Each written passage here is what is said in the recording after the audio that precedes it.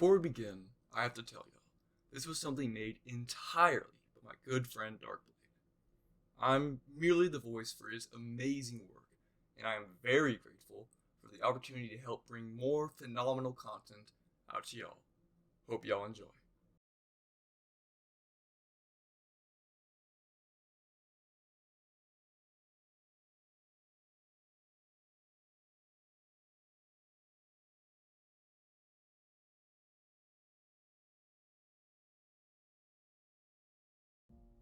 After the Raycarin crisis, King Julie Alder proved himself as a capable king. The outcome of the crisis was the dissolution of the Solian Empire, which fell after a failed ritual that flooded the city of Liliana. All the survivors that lived in the area became spirits that didn't let anyone, except for Solian believers, to settle in the empty lands of the once great empire. After the event, two different groups came looking for shelter, as they were chased off the spirits' land. They found themselves a home in the Sterling Crownlands, under the rule of King Alder. The first group of people was called Baconia, and the second was Volkyria.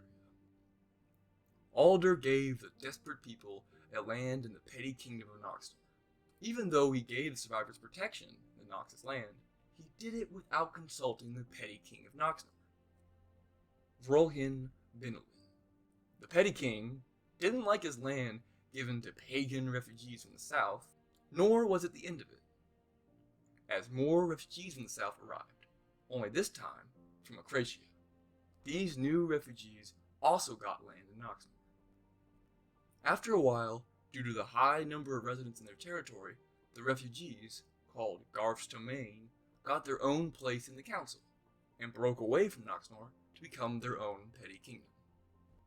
At this point, Vrolhin had enough, and went to Garth's Domain to at least try converting the population to Noxism, the local religion. This action, and the fact that the Sand Republic had 3 council members, while the rest had only 2, angered Jaco, the Garth's Domain's petty king. After a while, the council started receiving rumors from sources in Varelia, a nation near Acracia, where the refugees were from. The Garthists tried to trash Acracia before being kicked out, and so the council started to keep an eye on the young petty kingdom. A peaceful and productive era had passed, and Julie Alder and Vrolhin Binelwin decided to marry at the Aftonsal in Salfstad. Soon enough, a ceremony was held. At the end of the ceremony, they both gave a short goodbye speech and disappeared away, only leaving a book of heritage. In the book, it was written that Mimi of Limenbah is Alder's heir.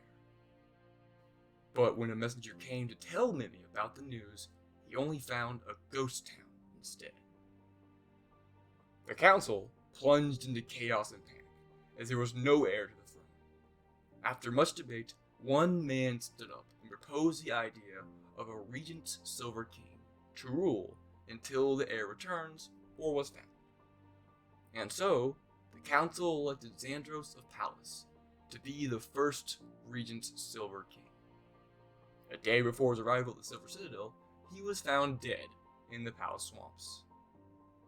There were many rumors about his mysterious death. Some say it was bad luck, and some say it was the witch that cursed the forests of Pallas and made them a swamp.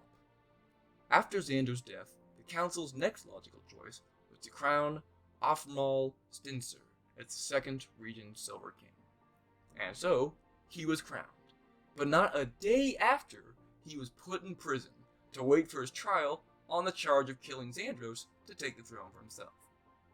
But the trial never came, and he was left to rot in his cell. Again, the council was in chaos. They didn't know who should be the next regent Silver King.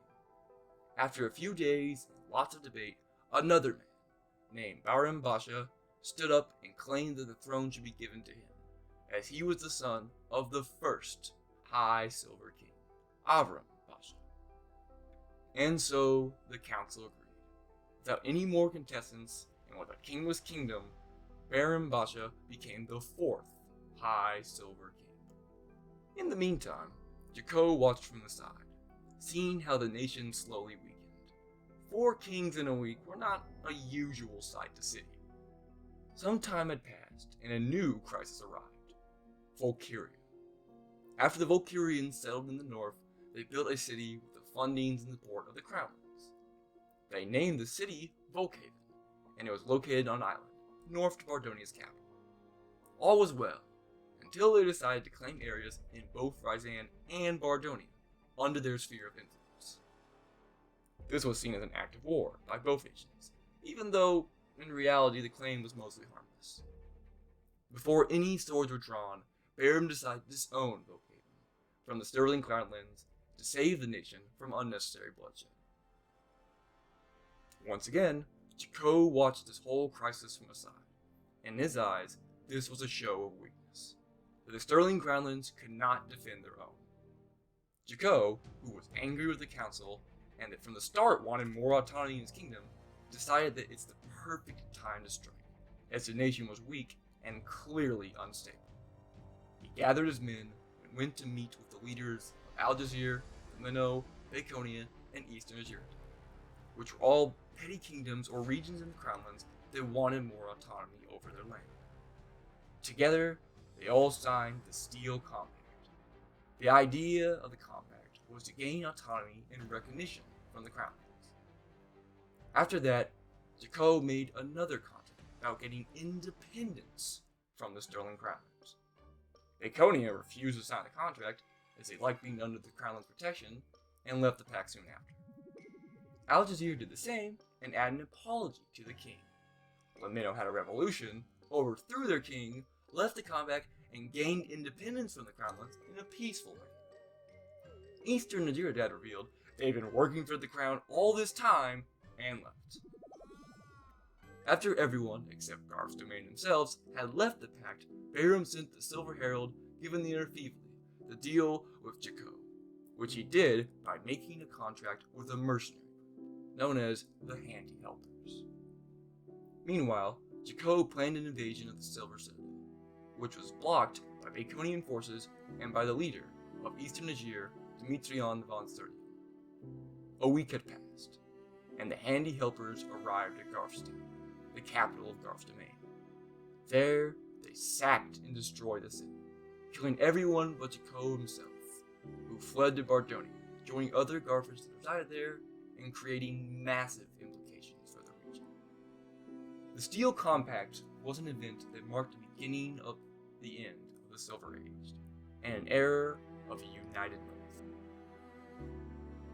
For all those interested, all of this was done on the Stoneworks Minecraft world building server, a server that started in 2020 has around over 45,000 people today, with thousands of them being active members participating in the world building, lore writing, and geopolitics of the server. For those interested, you can join the Discord link down in the description, or the server ID, also down in the description.